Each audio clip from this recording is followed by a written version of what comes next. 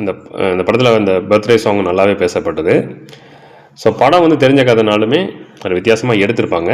Aavesham movie Jitu Madhavan அவருடைய இயக்கத்தில் வெளிவந்த ஆவேஷம். ஃபகத் ஃபாசில், மிதுன் ஜெய்சங்கர் மற்றும் பலர் அந்த படத்தில் நடிச்சிருப்பாங்க. ஃபகத் ஃபாசில் வந்து ஒரு ரவுடி கேரக்டர் பண்ணியிருப்பார்.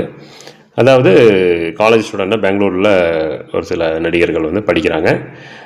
அந்த பசங்க வந்து அவங்கள வந்து அடிச்சிடுறாங்க, இன்னொரு கேங் வந்து அவங்கள அடிச்சிடுறாங்க. ஸோ அவங்க வந்து அடைக்கலம் தேடி இன்னொரு ரவுடிக்கிட்ட போய் சேர்றாங்க. அவர் தான் ஃபகத் ஃபாசில். ஸோ அவருடைய பின்னணி என்ன, அவர் எப்படி இந்த மாதிரி தாதாவானார், எந்த அளவுக்கு இவங்களுக்கு கை கொடுக்குறாங்க அப்படிங்கிறத ஒரு விறுவிறுப்பாக சொல்லியிருக்கிற திரைப்படம் தான் ஆவேஷம்.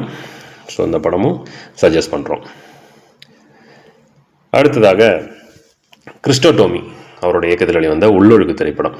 ஊர்வஷி, பார்வதி லீட் கேரக்டராக பண்ணியிருப்பாங்க. ஸோ ஊர்வஷிக்கு இதில் வந்து சிறந்த துணை நடிகைக்கான நேஷ்னல் அவார்டு கிடைச்சது, எல்லாருக்குமே தெரியும்.